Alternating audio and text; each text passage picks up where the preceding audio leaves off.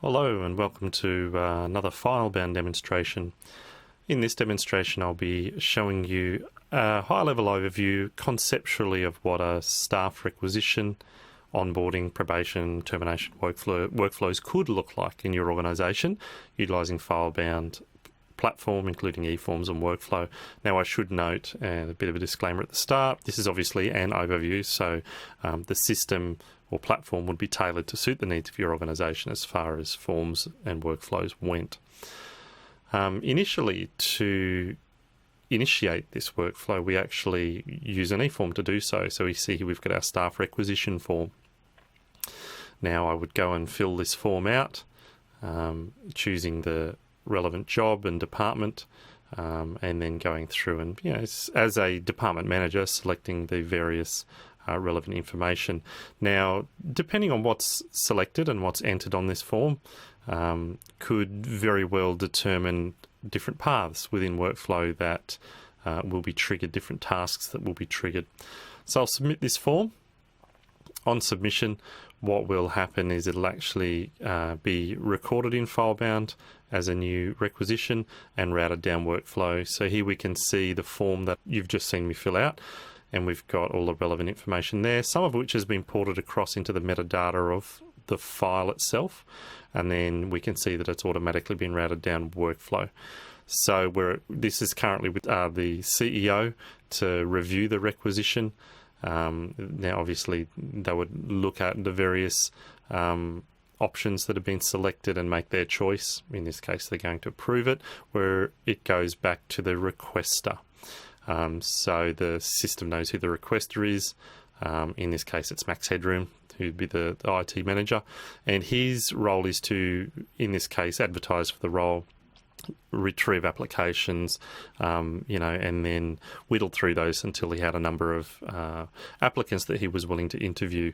Now I should say that, depending on your organisation's requirements, that advertising task could be sent to HR or whatever that might look like. It can be tailored. For the sake of the demonstration, Max would come in to fill out another eForm. So this one would be to confirm the applicants that he wanted to have interviewed. So we've got a couple of ex-cricketers here that have applied. We're going to upload a resume and submit that, and then we'll need to refresh this form. And now that it's refreshed, I can go and enter the second applicant. It could be 5, it could be 10, it could be 50. The point of doing this is to bring these applicants into the system, and you'll see once that's been entered there, we'll go up and I'll actually refresh this original staff requisition form. And when I do this, you'll see now Max and Tony's information has been brought in along with the documentation. So we've got the resume and the registration form. In addition to that, we've got some metadata down here reflecting each of the individuals. So after entering the various applicants, we would come through and, in this case, mark them as shortlisted. So what this is going to trigger when I click the button, and then I'll refresh the page, for the sake of the demonstration, you will see now we've also got an interview form for each of the applicants that's been created. So here's our interview form for Max. You can see we've got his data that's been merged in, the position that he's going for, and we've also got Tony's interview form, and here's his information that's been merged in. So going back to our routed form, I want to tell HR that, HR is saying that, Max is the selected candidate from the interviews. I could obviously, in this case, we've hypothesised, I could return that back up to the position requester and say, go and get some more applicants, neither of these are suitable, or whatever that process might look like in your organisation.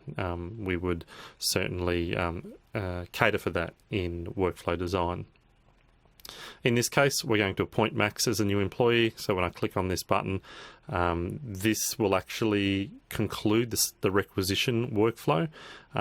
So we've got our no workflow items attached to this anymore. If I close this down and I go into the employees project and run a search on that, we can see all of our employees, and there's Max has had his employee file created, and in fact that's also been routed down now the onboarding workflow. So we've created this employee details form automatically. Workflow's taken care of that for us. And routed it down workflow. So we've also ported across any documents that Max had in his requisitions separator. So the interview form, his application form, the resume, anything else, could be qualification checks, could be security certification checks, whatever it is in your process when you're gathering a required documentation for an applicant, we bring that across into the employee file, obviously because that we're now talking about employee document life cycle. So you can see here we've got those in there. I kind of glossed over it before, but if I come back into the employees project and run a search, we can see here we've got all of our employees in there with various metadata. And we'd also have all the documents pertaining to the individuals over the time. Going back to our workflow, at this point in time, this is with HR, just to confirm that it's ready to be entered into the HRM platform, or it could be payroll, whatever that would look like. In this case, the requirement is an employee ID is entered. If it's not entered, then a check gets done when the workflow button's pressed, and if it's not entered, it'll come back in the document note saying you need to enter the ID, or whatever the case might be. At this point in time, then HR would arrange the induction with the incoming new staff member and log that, and then confirm that it's been scheduled, and then we move on. So if I refresh the page now, because I've confirmed that we've scheduled the induction, we can see now I've got a couple of other documents that have appeared, one of which is the contract. So in this case, it was a permanent position, so we've got a permanent contract, and we can see Max's data's been merged into the document. We could merge all kinds of data that has been collected, like the commencement date or various duties or whatnot.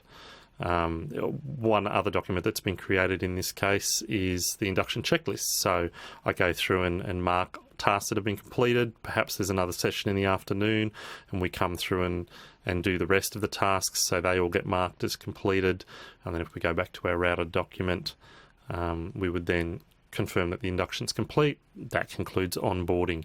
Now, if I refresh this document, having completed the onboarding, that would kick off the probation workflow. So we've got a probation review form that's been created. I would come in this case, hypothetically, and enter the manager who's performing the probation review, and the date it is and the time it is. Once again, that'll be tailored to your organisation. We complete that form, and then dependent on the result, whether the probation was successful or unsuccessful, you would obviously choose that option. In this case, we went unsuccessful. If I refresh our file here, we'll now see that's kicked off the termination process.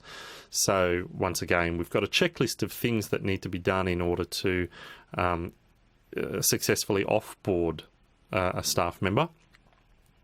Now, these could be tasked out to various departments. So, IT could be tasked some assignments to retrieve laptops, shut down access to software or the network. Facilities could receive tasks to retrieve keys, change PIN numbers on doors, or whatever the case might be. So once this has been completed, we mark it completed, and thus endeth the process.